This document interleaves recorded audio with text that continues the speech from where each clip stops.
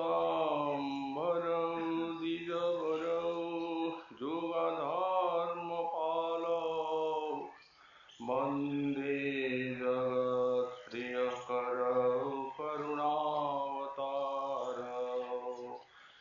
नमस्त्रिकालसत्याय जगन्नाथसुताय च सवृत्ताय सपुत्राय सकलत्राय ते नमः वरेहापीडाभिरामं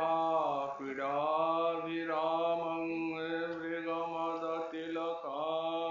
कुण्डलाक्रान्तगण्डां पञ्चाक्षं कम्बुकण्ठं स्मितसुभगमुखं स्वादुरेण्यस्तवीनुम् श्यामं शान्तं त्रिभङ्गं रविकरवसनं भूषितं वैजयन्त्या वन्दे वृन्दावनस्थं युवतिशतवृतं ब्रह्मगोपालवेशम् तप्तकाञ्चन गौराङ्गी राधे वृन्दावनेश्वरी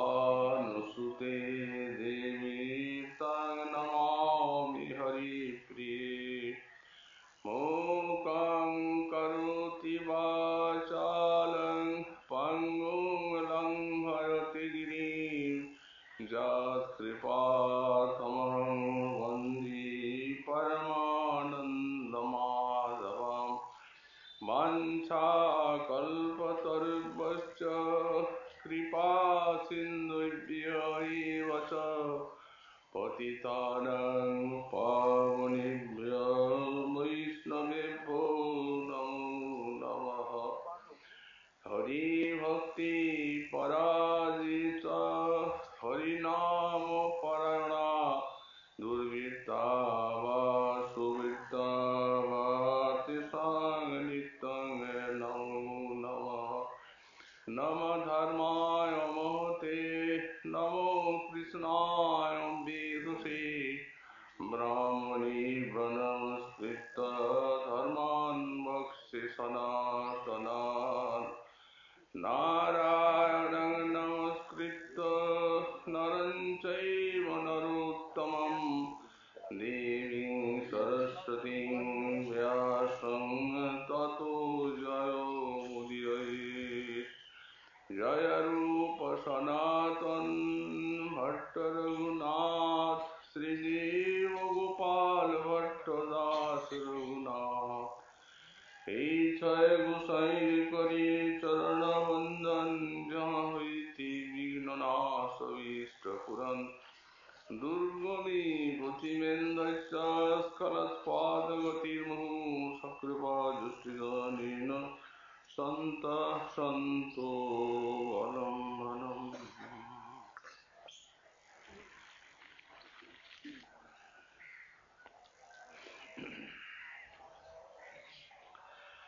जदा जातु दैवान् मधुरिपुरसौ लोचनपथं तदास्माकं चेतो मदनहृतकीर्तनहृतमभूत्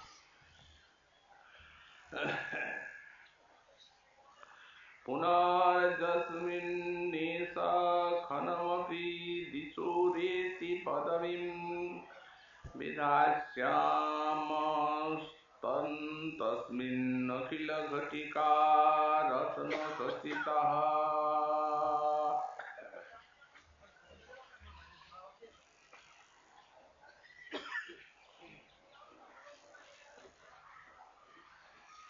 परम करुणा घन विग्रह श्री श्री गौर नित्यानंदेर अनुकंपाয় আমাদের পরম শ্রদ্ধাস্পদ ভাগবত প্রবর শ্রী শ্রী রাধা পাদ পদ্মনিষ্ঠ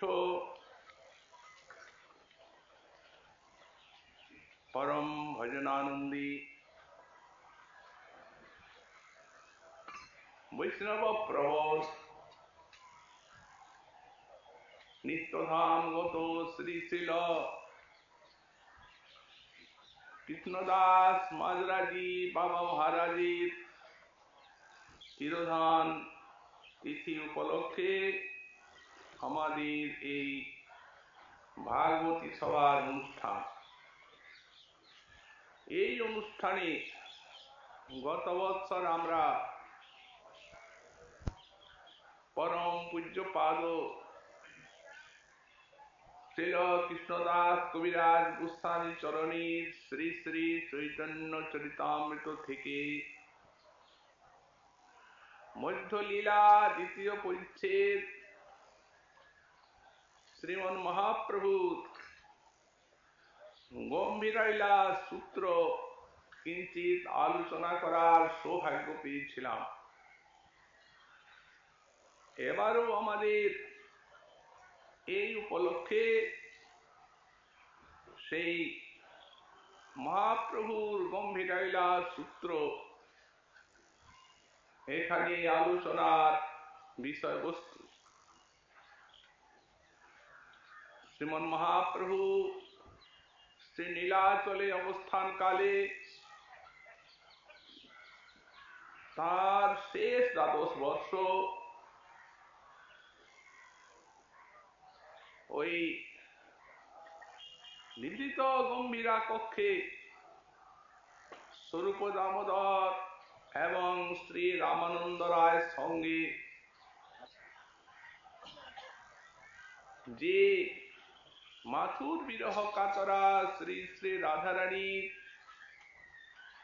সেই মোহনাক্ষ ভাবের চরম অনুভাব শ্রী দিব্যোন্মাদ রস আস্বাদন করেছেন।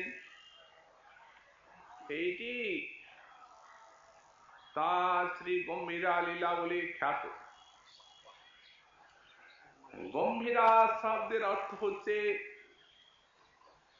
যে মন্দির অভ্যন্তরে ক্ষুদ্র প্রকোষ্ঠকেই উৎকল ভাষায় গম্ভীরা বলা হয়। শ্রী কাশী মিশ্রের সেই বৃহৎ আবাসে যে ক্ষুদ্র প্রকোষ্ঠে শ্রীমন মহাপ্রভু বাস করতেন এবং সেইখানে হরিনাম করতেন, শয়নাদি করতেন এবং স্বরূপ দামোদর রামানন্দ রায়ের সঙ্গে শ্রী শ্রী রাধারানীর সেই দিব্যোন্মাদ মাধুরী আস্বাদন করতেন। এইদিকে সুগম্ভীর গম্ভীরা লীলা বলা হয়। এই শ্রীমন মহাপ্রভুর গম্ভীরা লীলা যে কতখানি বিশাল মহত্বপূর্ণ এবং প্রেমরস মধুর তা সুদীজন একটু চিন্তা করলেই বুঝতে পারবেন। যেমন আমাদের পরম পবিত্র পুণ্যতয়া ভাগবতী শ্রী ভাগরতী গঙ্গা জগৎ পাবনী বিষ্ণুপাদ উদ্ভবা, তিনি যেন বিশ্বকে পবিত্র করে আর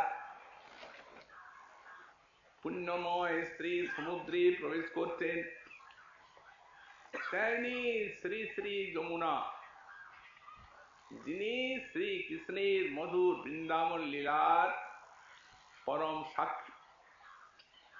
এই যমুনা তটে স্বয়ং ভগবান ব্রজেন্দ্র নন্দনের সেই সর্বলীলা মুকুটমণি শ্রী শ্রী রাসলীলার অনুষ্ঠান।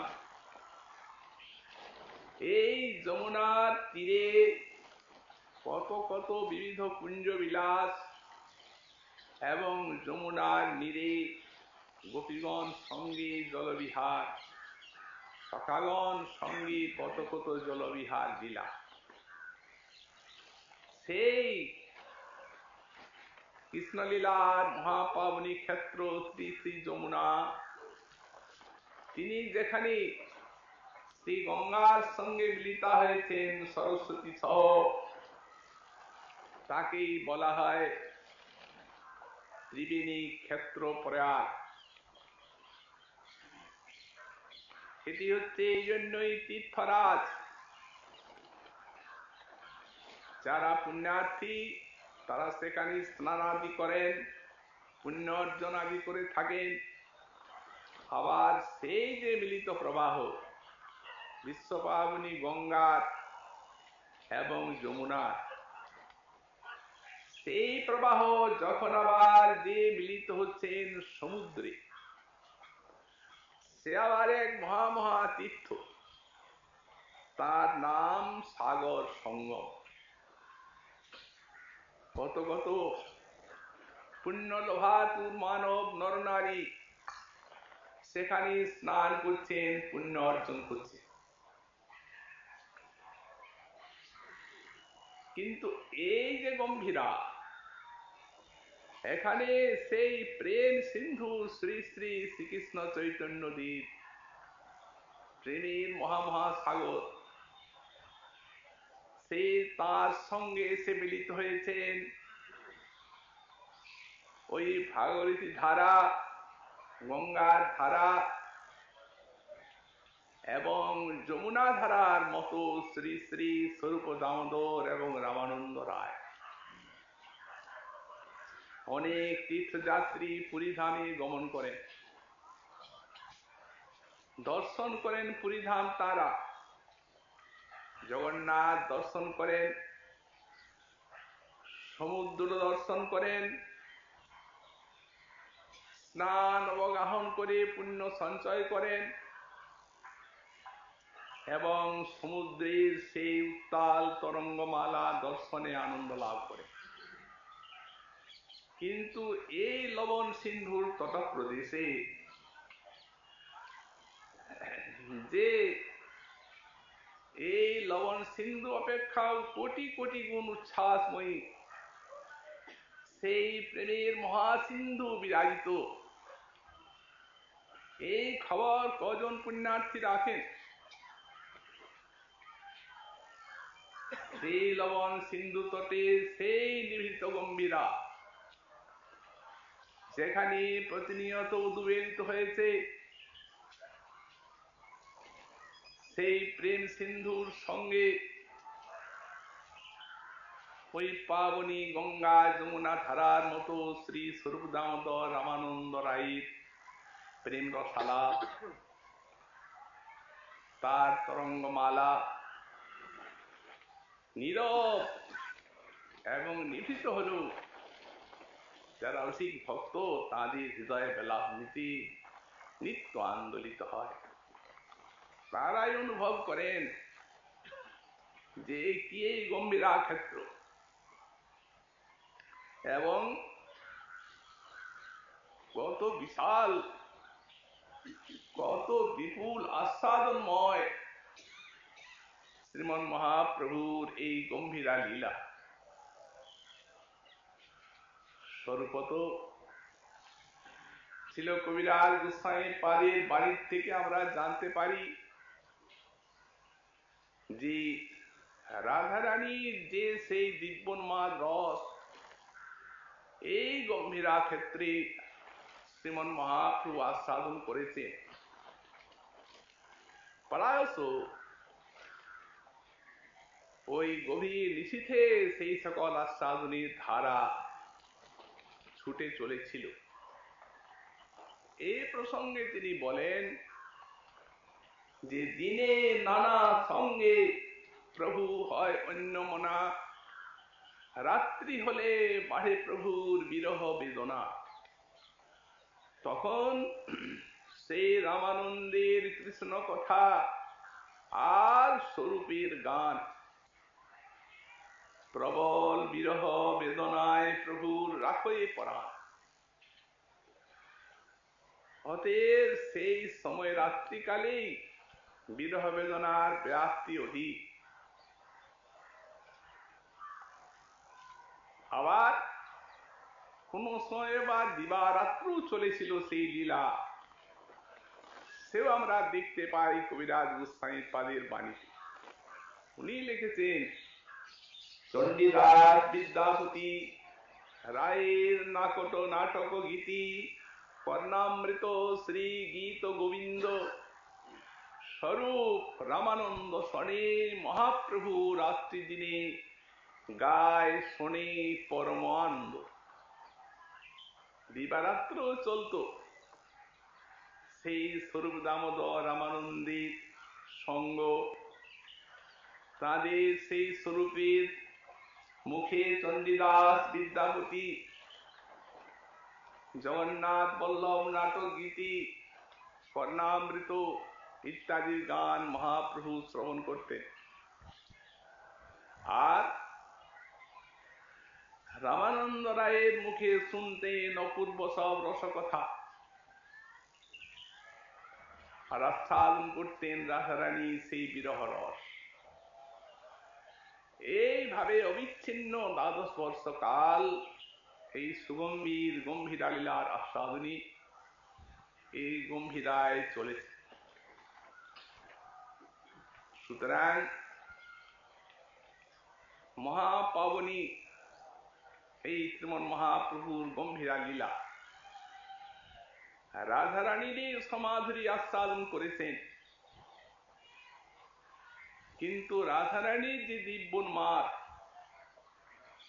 আর মহাপ্রভুর যে আশ্চর্য দিব্যোন্মাদ, তার মধ্যে কিছু পার্থক্য দেখা যায়। রাধারানী যে আস্বাদন করেছেন এই দিব্যোন্মাদ লীলা, সেটি রসের প্রাধান্যে এই দিব্যোন্মাদ ভাব তাঁর আস্বাদন হয়েছিল। আর মহাপ্রভু যে আস্বাদন করেছেন এটি ভাবের প্রাধান্যে সেই রাধারানী দিব্যোন্মাদ রসের আস্বাদন হয়েছে। মহাপ্রভু এমন একটি তত্ত্ব, এমন একটি স্বরূপ যে যারা রাধারানীর ভাবমাধুরী আস্বাদন করেন তারা একে তো সখী মঞ্জুরি ভাবের সাধক পাওয়া চায়, সেই রূপ রসবোধ থাকা চায়, তবেই সেই সুগম্ভীর রাধারানীর ভাবমাধুরী কিঞ্চিৎ আস্বাদন করবে। কিন্তু মহাপ্রভুর নাম করলেই ভক্তিভাব, ভক্তির প্রবাহ ধারা সকলের হৃদয়ে প্রবাহিত হয়। আবার তিনি ভাবের প্রাধান্যে আস্বাদন করছেন সেই ব্রজরস, রাধারানীর সেই দিব্যোন্মাদ রসমাধুরী। এই জন্য সকলেই যারা যারা শ্রবণ করেন এই মহাপ্রভুর দিব্যোন্মাদ লীলা, তাঁদের তাঁদের হৃদয়ে প্রেম রসে আপ্লুত হয়।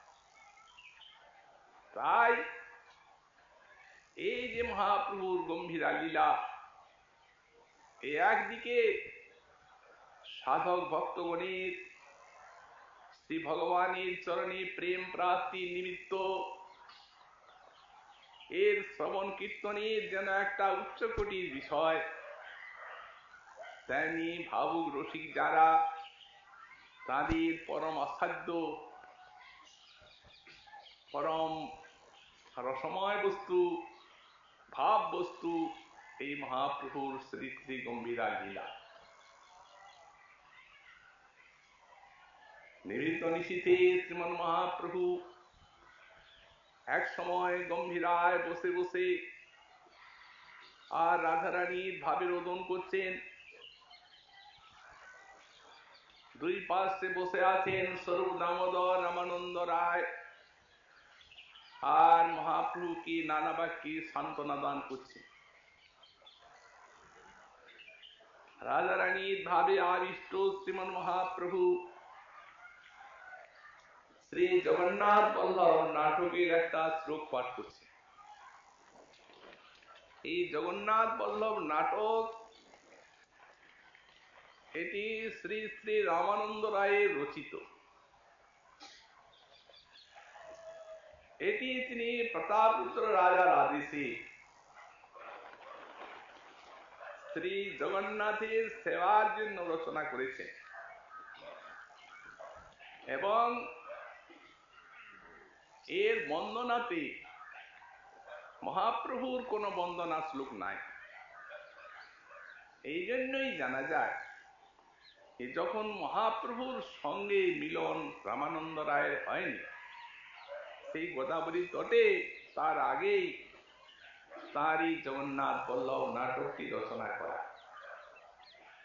যদি মহাপ্রভুর মিলনের পরে করতেন তাহলে অবশ্যই মহাপ্রভুর বন্দনা এই জগন্নাথ বল্লভের নাটকে প্রথমে থাকত। এই নাটকটি রচনা করেন কেন? প্রতাপপুত্র রাজার আদেশে জগন্নাথের সেবার জন্য। এই জন্যই জগন্নাথের প্রিয়, তাই বলা হয়েছে জগন্নাথ বল্লভ নাটক। এই নাটকে জগন্নাথের আগে অভিনয় হতো এবং সেই অভিনয় করতেন সমস্ত দেবদাসীগণ। নৃত্যময় নাটক, তারা নৃত্য করতেন। আর এই নাটকের দ্বারা ওই ব্রজের যে শ্রীকৃষ্ণ লীলা, রাধা কৃষ্ণের লীলা, এই লীলা এই নাটকে প্রদর্শন করে জগন্নাথের আনন্দ বিধান করতেন। এবং শ্রীল রামানন্দ রায় নিজে সেই দেবদাসীগণকে অভিনয়াদি সব নৃত্যাদি সব শিক্ষা দিতেন। এই জন্যই তাঁর নিজে এই জগন্নাথ বল্লভ নাটকটি রচনা করা।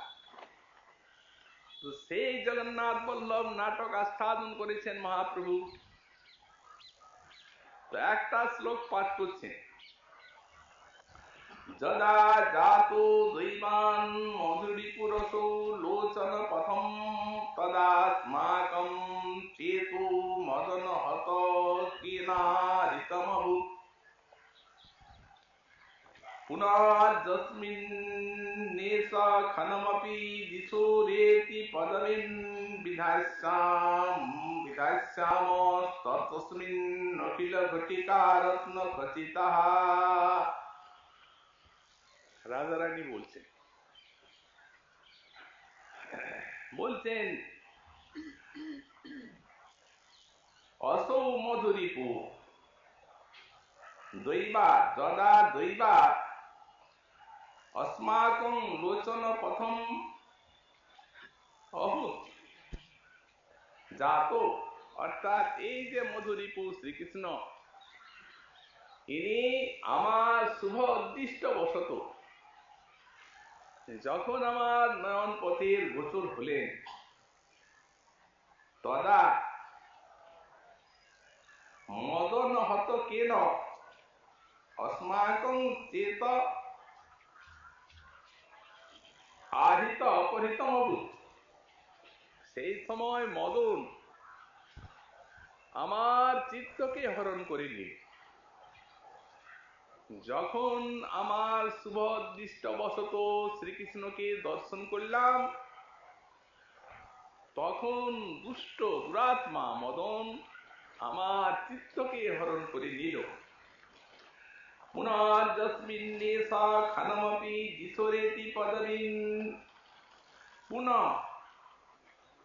এষ যস্মিন খনমপি দিশো পদবিন এতি। রাজারানী বলছেন, পুনরায় যখন সেই মধুরিপু শ্রীকৃষ্ণ আমার নয়ন পথের গোচর হবে, তখন দর্শন তো করতে পারবো না। বিধাস্যাম তস্মিन् অখিল ঘটিকা রত্ন খচিতঃ।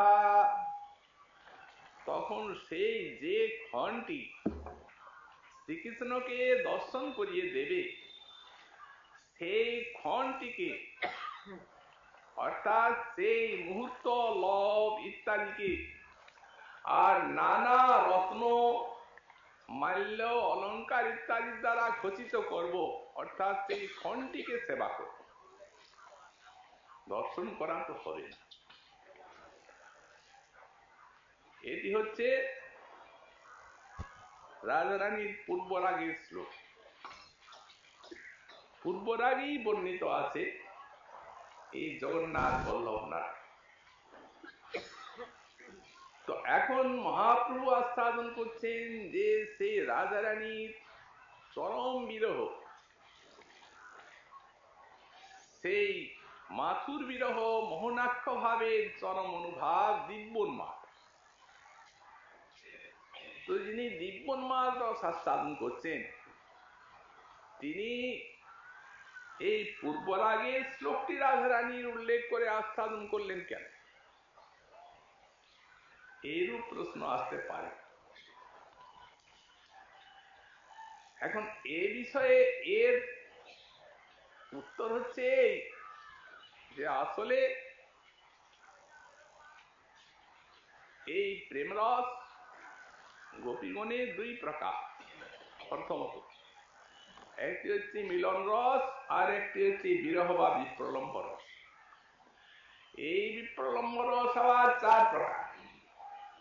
একটি হচ্ছে পূর্বরাগ, একটি হচ্ছে মান, একটি হচ্ছে প্রেম বৈচিত্র্য, আর একটি হচ্ছে প্রবাস। এই প্রবাসটি আবার দুই প্রকার। একটি হচ্ছে অদূর প্রবাস, আর একটি হচ্ছে সুদূর প্রবাস। অর্থাৎ বৃন্দাবনের লীলাকালে যখন শ্রীকৃষ্ণ দিবাভাগে গোচারণের জন্য গমন করেন, তখন গোপীগণ বিরহ প্রাপ্ত হন, সেটিও প্রবাস, কিন্তু সেটিকে অদূর প্রবাস বলা হয়। আবার সায়ংকালে তার সঙ্গে মিলন হবে। আর যখন তিনি মথুরায় চলে গেলেন, তখন এই যে মাথুর বিরহ, এটি হচ্ছে সুদূর প্রবাস। এখন শ্রী শ্রী রাধারানী এই সুদূর প্রবাসেই তার দিব্যোন্মাদ ভাব এবং এই দিব্যোন্মাদ রসি গম্ভীরালীলায় মহাপ্রভু আস্বাদন করছে। তাহলে এইখানে পূর্বরাগের কথাটি উল্লেখ করার হেতু এই যে আসলে এই দিব্যোন্মাদ লীলার ভিতরে বা এই রাধারানীর যে এই মহাবিরহ, মাথুর বিরহ, এর ভিতরে সমস্ত বিরহ রসেরই আস্বাদন আছে। যেমন বাড়বানল, সেই বিশাল অগ্নির ভিতরে ক্ষুদ্র অগ্নিশিখার জ্বালাও নিহিত আছে। সেই প্রকার বুঝতে হবে। এর একটা আমরা দৃষ্টান্ত পাই, যেমন শ্রী শ্রী রাধারানী তার যে দিব্যোন্মাদ, এই দিব্যোন্মাদের দুটি ভাগ, একটি হচ্ছে চিত্রজল্প, আর এক প্রকার হচ্ছে উদ্ঘূর্ণা। তো এই যে চিত্রজল্প ভাব, এটি হচ্ছে ভ্রমর গীত। তো এই ভ্রমর গীতটি রাধারানীর এই মান ভঙ্গিতে আস্বাদিত হয়েছে।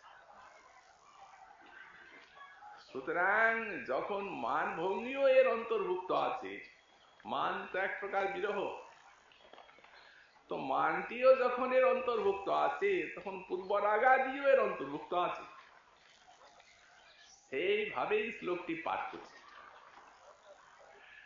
এখন এই শ্লোকটি রাধারানী কখন বললেন? সেখানে মদনিকা, তিনি হচ্ছেন পূর্ণমাসী, সেখানে হচ্ছে লীলাতে যখন অভিনয় করছেন মদনিকা। এখন রাধারানীকে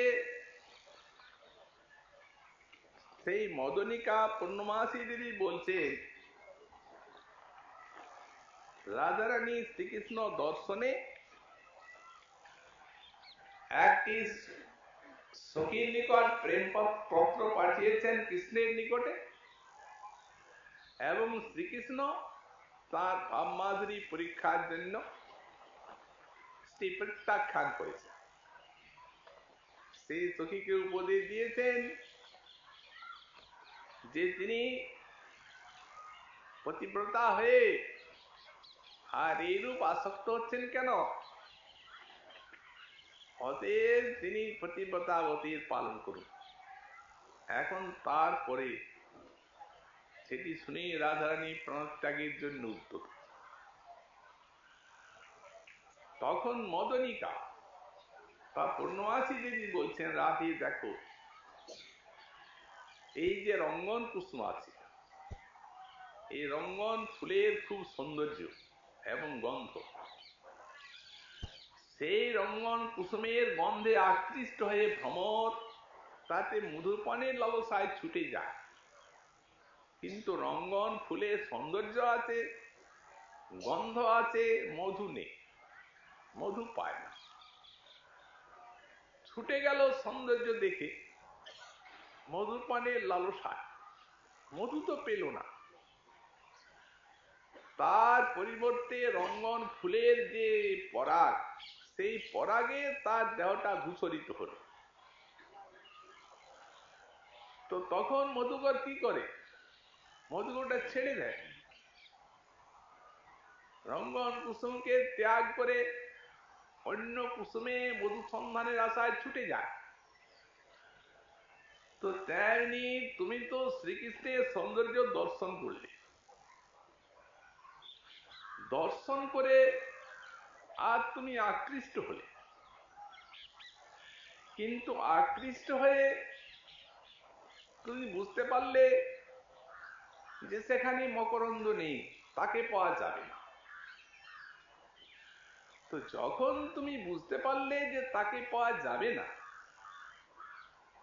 তখন তোমার এখন কি কর্তব্য, তোমার তার আসক্তি ছেড়ে দিয়ে আর শান্ত হওয়াই প্রয়োজন। তখন রাজারানী মনে মনে বিচার করছে, পূর্ণমাসী দেবীর বাক্য সকলেই শিরোধার্য। বিশেষত যুক্তির সঙ্গে কথাটি পূর্ণমাসী দেবী বলছে, একটা দৃষ্টান্ত দিচ্ছেন রঙ্গন ফুলে। যখন পাবি না, তখন বৃথা আসক্তিতে তো কোনো ফল নেই। অতএব ধীরে ধীরে সেই আসক্তি শ্রীকৃষ্ণের ত্যাগ করে আর সুখী হওয়াই তো দরকার। তেমনি মনে মনে চিন্তা করছেন যে এর কথার কি উত্তর দেব। আচ্ছা দেবী তার প্রতি আসক্তি ছেড়েই দেব, যেমনি ছেড়েই দেব, কথাটা দেব শব্দটা আর বলতে হয় না, পরিত্যাগ এই যেমনি বলেছেন তেমনি কাঁপছে, কাঁপতে কাঁপতে কাঁপতে কাঁপতে আজ শ্রী রাধারানী এই শ্লোকটি পাঠ করেছে। পূর্ণমাসী দেবী বললেন মদনিকা যে রাধে, তুমি তো তার সৌন্দর্যে আকৃষ্ট হলে, হয়ে তো আসক্ত হলে শ্রীকৃষ্ণের সৌন্দর্য দেখে। তো রাধারানী বলছেন দেবী মদনীকে, আপনি বলছেন কৃষ্ণ সৌন্দর্য দেখে তুমি আকৃষ্ট হলে, কিন্তু দেখলাম কই, দেখতে তো পারলাম না। তার সৌন্দর্য দর্শন করারও যদি একটু সৌভাগ্য হতো, তবে তো জীবনটা ধন্য হতো, কিন্তু দেখলাম না। শ্রীকৃষ্ণের সৌন্দর্য দর্শন করেন কারা?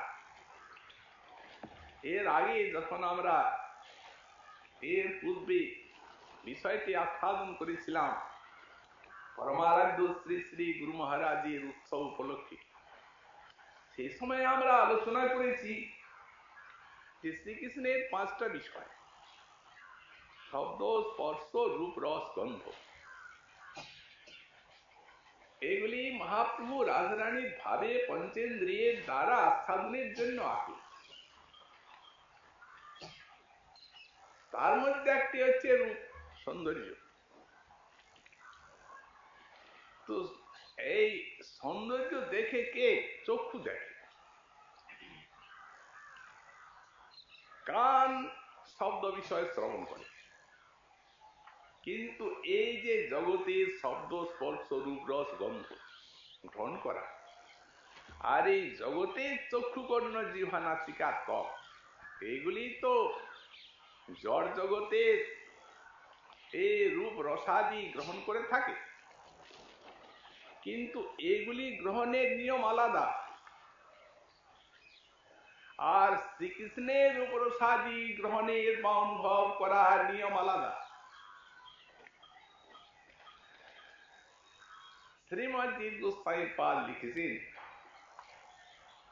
যে জগতের যে শব্দ স্পর্শ রূপ রস গন্ধ আছে, এগুলি অনুভব করা বা আস্বাদন করা একমাত্র উপায় হচ্ছে ইন্দ্রিয় শক্তি। ইন্দ্রিয় আছে, শক্তি না। চক্ষু আছে, দর্শন শক্তি নাই, দেখা যাবে না। আবার যার যেরকম দর্শন শক্তি, তিনি সেই প্রকার দৃশ্যবস্তু আর সৌন্দর্য দর্শন করবেন। তেমনি কর্ণ আছে, শ্রবণ শক্তি নেই, অতএব সুমধুর গান কথা শোনা যাবে না, ভালো শোনা যাবে না। যার হয়তো একটু আছে তিনি একটুই শুনবেন, যার পূর্ণ আছে তিনি উত্তম রূপে শুনবেন। অতএব জগতের শব্দ স্পর্শ রূপ রস গন্ধ এইগুলিকে অনুভব করার হেতু হচ্ছে ইন্দ্রিয় শক্তি। কিন্তু শ্রীকৃষ্ণের সৌন্দর্য রূপ রস গন্ধ এ অনুভব করা ইন্দ্রিয় শক্তির দ্বারা হবে না। এটা যারা অনুভব করবেন তাদের হৃদয়ে প্রেম থাকা চাই। এই প্রসঙ্গে শ্রীজীবের বাণী, শ্রীকৃষ্ণ মাধুর্যস্য প্রেমৈক স্বাদ্যত্তম, একমাত্র প্রেমের দ্বারা শ্রীকৃষ্ণের মাধুর্য আস্বাদন করা যায়। যার প্রেম নেই, ইন্দ্রিয় আছে, চক্ষু আছে, শ্রীকৃষ্ণ মাধুর্য তিনি আস্বাদন করতে পারবেন না। যদি কেউ বলেন যে কেন, প্রত্যক্ষং কেন বাধ্যতে, একটা নীতি আছে। দেখছি, প্রকট লীলায় সকলেই দেখলেন, তো দেখছি তাহলে গ্রহণ করা হলো না কেন, দেখা হলো না কেন? তার উত্তরে গোস্বামী পাদ বলেন, ভগবানের দেখার নিয়ম সেই রূপ নয়। তার দর্শনের নিয়ম হচ্ছে যে সেই রূপের মাধুর্য আস্বাদন করাটি প্রকৃত দর্শন।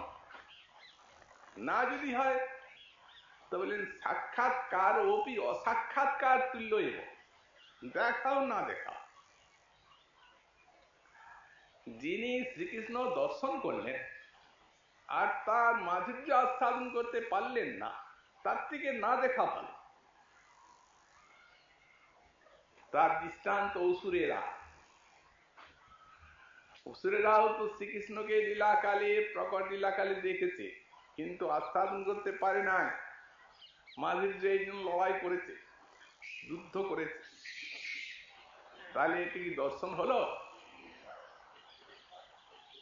তার থেকে যদি না দেখতো, কোনদিন সাধু সঙ্গে কৃষ্ণ ভক্তি পেলে ভজন করতে বা ভালোবাসতে পারত।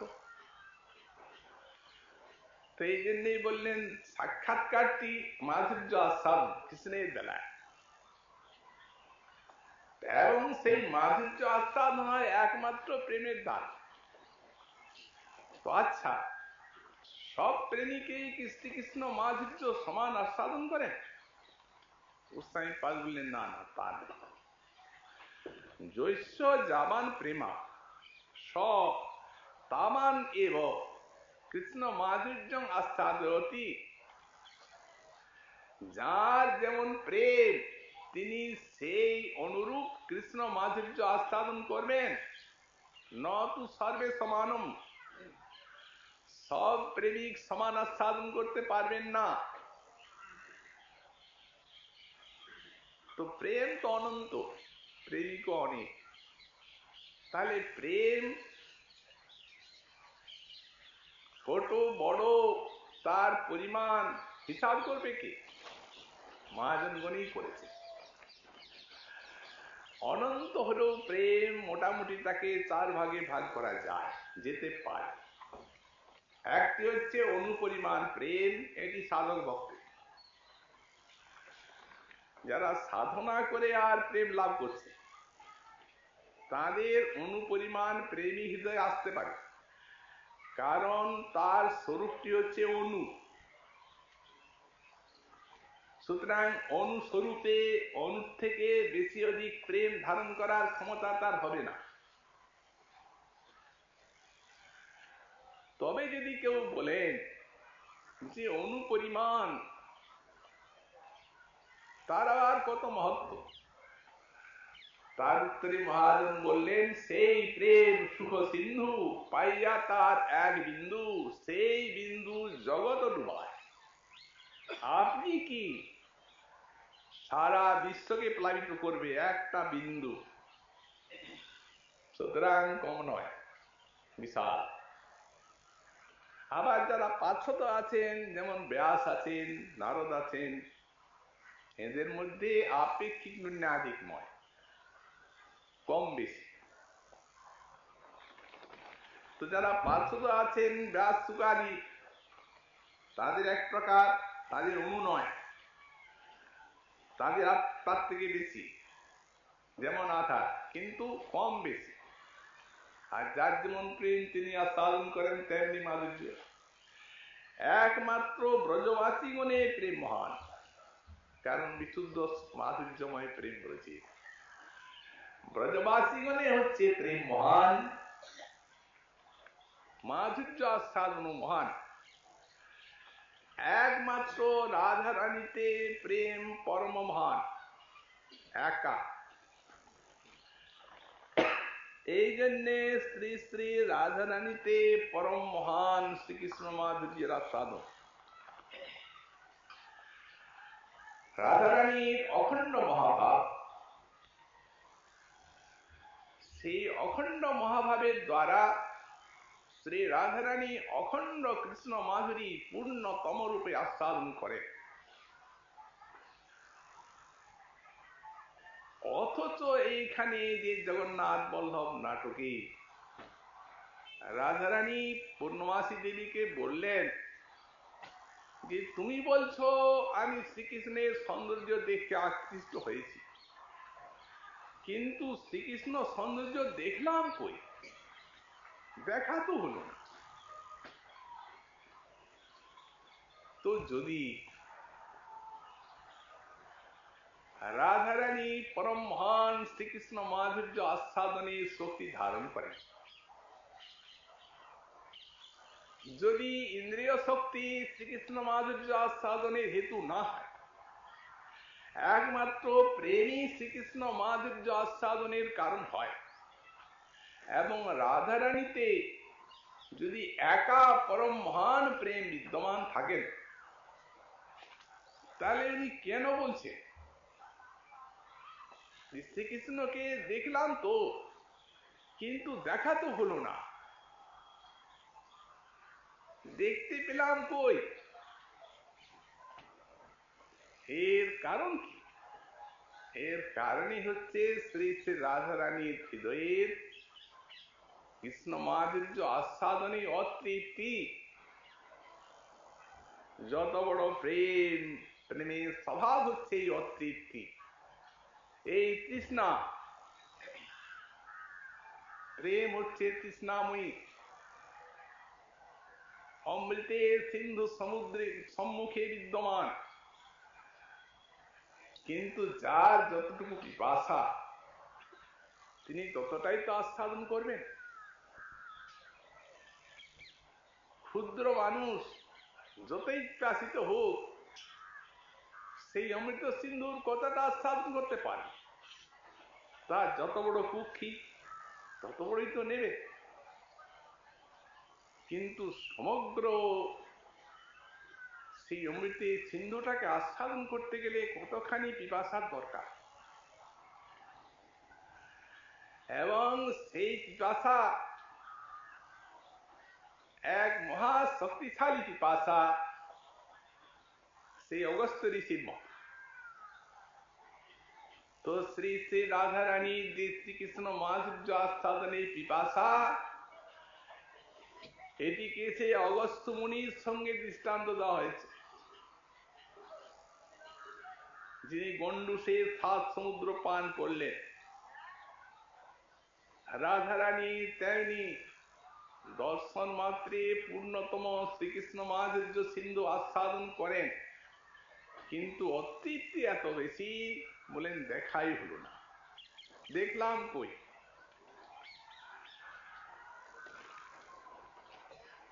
এই অতৃপ্তি আমরা বললাম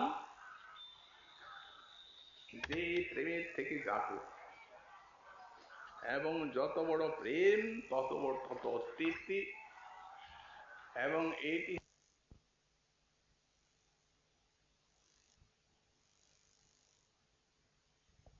করেন গোপীগণ রাধারানী, তার কারণেই হচ্ছে তাদের এই অতৃপ্তি। তৃষ্ণা শান্তি নহে, তৃষ্ণা বাড়ে নিরন্তর। প্রেম তৃষ্ণাকে বিপরীত ধর্মী বলে আখ্যা দিয়েছেন আমাদের শ্রী বিশ্বনাথ চক্রবর্তী পাদ তার মাধুর্য কাদম্বিনী গ্রন্থে। উনি লিখছেন প্রেমের তৃষ্ণা বিপরীত ধর্মী, যেমন ক্ষুধা এবং পিপাসা এই জগতে, এইগুলির মাধুরী আস্বাদন করা যায়, এই খাদ্যের মাধুরী আস্বাদন করা যায়, তার কারণ হচ্ছে ক্ষুধা এবং পিপাসা। কিন্তু ক্ষুধা এবং পিপাসা যে খাদ্যকে আস্বাদন করে, খাদ্যকে নাশ করে, আর ক্ষুধা পিপাসাও খাদ্যকে নাশ করে থাকে,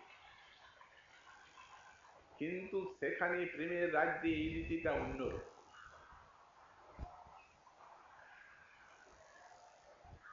এই জন্যই বলা হলো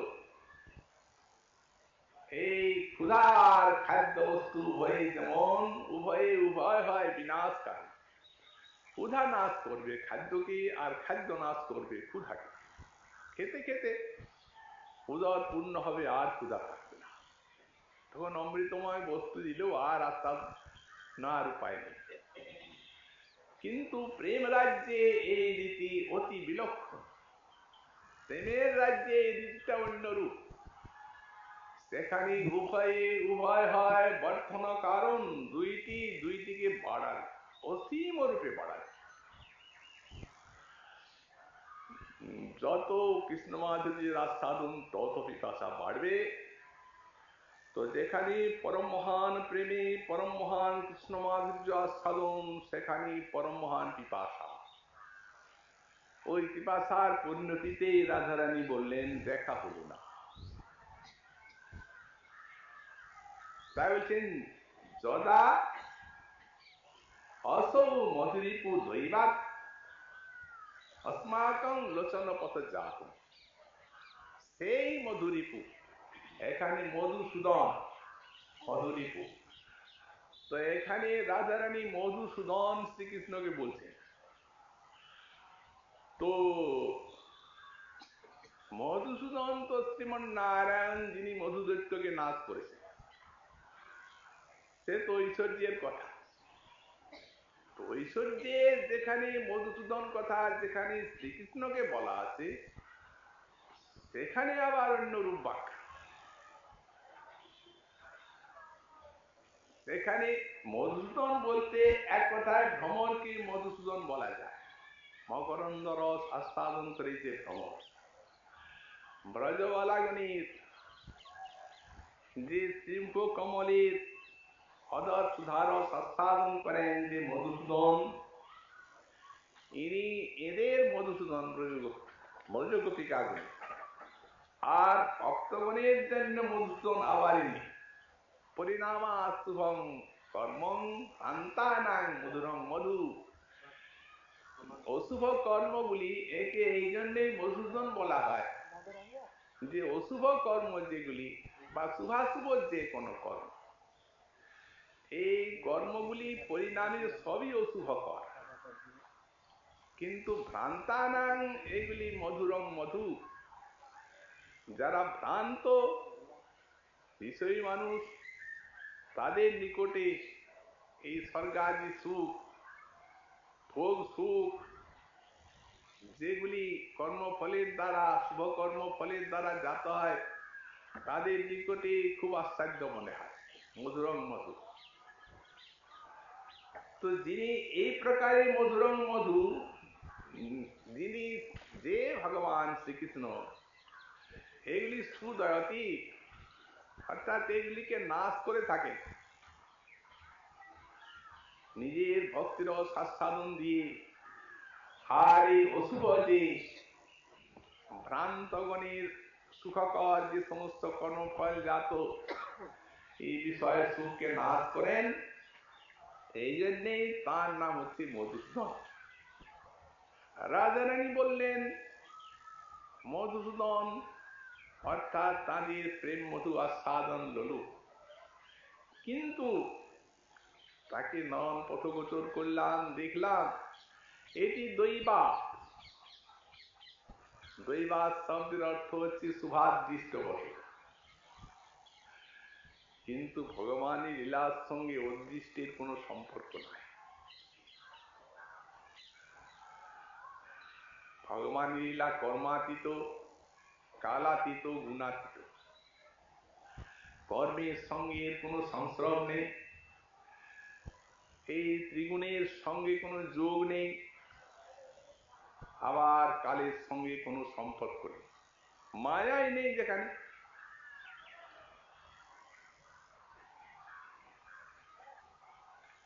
নযত্র মায়া, বৈকুণ্ঠে মায়া নেই, সেখানে সুরাসুর অর্চিত দেবগণ আছে, সব ভক্তগণ প্রেমিকগণ, তারা ভগবানের উপাসনা করে। সেই জন্যে কবি বললেন দুষ্ণাহারা অঙ্গরূপে তড়িৎ খেলে সবার চোখে, আখির কোণে নিমেষ হারা গোপন কথা কয়, সেই মুক্তি লোকের তুঙ্গ ছিঁড়ে নিত্য প্রেমের ঝর্ণা ঝরে, সেথার সাগরে হাসির রাশি তুফান তুলে বয়। বৃন্দাবন হচ্ছে মুক্তি লোকের তুঙ্গ শীত, মুক্তিলোক, তার উপরে ছিঁড়ে বৈকুণ্ঠ। কিন্তু বৈকুণ্ঠটি তুঙ্গশীল নয়, তো তুঙ্গশীল না হলেও মুক্তিলোকের মাথার উপরে যখন আছে তখন নযত্র মায়া, সেখানে মায়া নেই। সেখানে কি আছে? হরে অনুব্রতা, ভগবানের ভক্তগণ আছেন, প্রেম আছে, সেবা আছে, আস্বাদন আছে। কিন্তু রসবিশেষ বৈশিষ্ট্যে, আবার পরিকর বৈশিষ্ট্যে আবার বৈশিষ্ট্য আছে সেই আস্বাদনের, সেবা আস্বাদনের, মাধুরী আস্বাদনের। এই জন্য বৈকুণ্ঠের উপরে বলা হয়েছে অযোধ্যা রসবিশেষ বৈশিষ্ট্য ভাবে, তার উপরে আবার কৃষ্ণলোক, দ্বারকা, মথুরা, গোলক বৃন্দাবন, সর্বোপরি তুঙ্গশীল বৃন্দাবন। সেই যে গোলকুপরি বৃন্দাবন, সেই মাধুর্যময় লীলা, সেইখানে প্রেমের ঝর্ণা ঝরে পড়েছে এই ভৌম, এই পৃথিবীতে ভৌমব্রজ। সাক্ষাৎ লীলা পার্শ্বদগণ সঙ্গে ভগবান সেই গোলকুপরি বৃন্দাবনের লীলাকে আনয়ন করেছে। তো সুতরাং এখানে আবার এই দৈব কোথায়? এই জন্যই মহারাজগণ এই দৈব শব্দের অন্য ব্যাখ্যা করেছে। দেব শ্রী ভগবান তত্রেদং লীলা শক্তি বৈভবম দৈবম। এখানে দৈব বলতে শ্রী ভগবানের লীলা শক্তির বৈভব দৈব, অর্থাৎ এই লীলা শক্তি এই গোপীগণের মধ্যে এই ভাব আনয়ন করে আর তাদেরকে শ্রীকৃষ্ণের অতি দুর্লভ করে দিয়েছেন, আর শ্রীকৃষ্ণেরও এদিককে দুর্লভ করে দিয়েছে। পারস্পরিক এই দুর্লভতা। এই জন্যেই শ্রীকৃষ্ণ বলেছেন, মবিষয়ে গোপীগণে রূপবতী ভাবে যোগমায়া করিবে আপন প্রভাবে। আমিও না জানি তাহা না জানি গোপীগণ, দোহার রূপ গুণে দোহার নিত্য হরে বন। যদি স্বরূপকে না ভোলা যায় তাহলে লীলা কখনোই হয় না। রসময়ী লীলা করতে গেলে স্বরূপ বিস্তৃত হওয়া চায়। অর্থাৎ তিনি যদি মনে করেন শ্রীকৃষ্ণ যে আমি স্বয়ং ভগবান, তাহলে এই ব্রজলীলা রসের কি আস্বাদন হয়?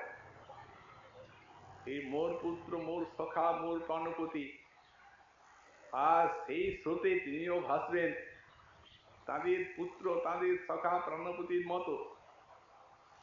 তো ঐশ্বর্যটিকে ভুলবেন কি করে?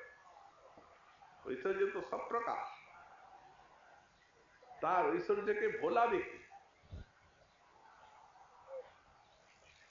একমাত্র ঐশ্বর্য ভোলাবার সামর্থ্য আছে ভক্তের প্রেমে। কারণ প্রেমই ভগবানকে নিয়ন্ত্রিত করে। এই প্রেম যেমন মাধুর্য রস আস্বাদন করায়, কৃষ্ণের মাধুর্য রস করায় আস্বাদন, প্রেমা হইতে হয় কৃষ্ণ নিজ ভক্ত বধ, আর প্রেমা হইতে পায় কৃষ্ণের সেবা সুখ রস। অতএব ব্রজবাসীগণের যে সেই শুদ্ধ মাধুর্যময় প্রেম, এই প্রেমই তার ভগবত্তাকে ভুলিয়ে এই স্বরূপকে। তো তেমনি রাধা কৃষ্ণ এক আত্মা নিত্যকাল। কারণ তিনি লাজনী শক্তি বরিয়সী, তিনি হচ্ছেন কৃষ্ণ প্রেমের বিকাশ। রাধা কৃষ্ণ প্রণয় বিকৃতি লাজনী শক্তি একাত্মানমপি ভূমিপুরা দেহা ভেদঙ্গত। একাত্মা হয়েও নিত্যকাল রাধা এবং কৃষ্ণরূপে বিরাজ করছে। তাতে লীলা শক্তি যোগমায়া, এই তিনি এনেছেন এই দুর্লভতা, বহুবাচ্যমানতা। কভু মিলে কভু না মিলে দৈবের ঘটন। এখানে এই দৈব, এই সব রসনির্যাস করিব আস্বাদ, আর এই দ্বারে করিব সব ভক্তের প্রসাদ। এই ব্রজে নির্মল রাগ শুনি ভক্তগণ, রাগ মার্গে ভজে যেন ছাড়ি ধর্ম কর্ম। এই জন্যই এখানে রাধারানীও নিজে বলছেন দুইবার, হে দেবী মদনীকে, দুইবার যখন আমার শুভাদৃষ্ট বশত মধুরিপুকে দেখলাম, আপনি বলছেন তার মাধুর্য আস্বাদনে আমি লুব্ধ হয়েছি, কিন্তু দেখতে তো পেলাম না, দর্শন আর হলো না। কেন দর্শন হলো না? বললেন সেই সময় দুরন্ত এক শত্রু এলো আমার দর্শনের বাধা ঘটাল। সে কে? সেই দুরন্ত শত্রুই হচ্ছে মদন।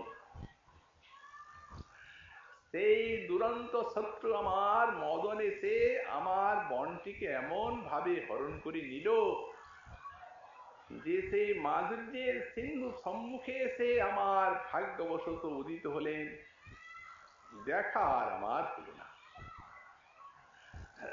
এখন এই যে রাজরানী মদনীর কথা উল্লেখ করলেন, কে এই মদন, কিভাবে রাধার মনকে হরণ করলো? গোস্বামী পাদগণ এর যা উত্তর দিয়েছেন, শ্রীমন মহাপ্রভুর কৃপা হলে আগামীকাল আবার আমরা শ্রবণ করবো।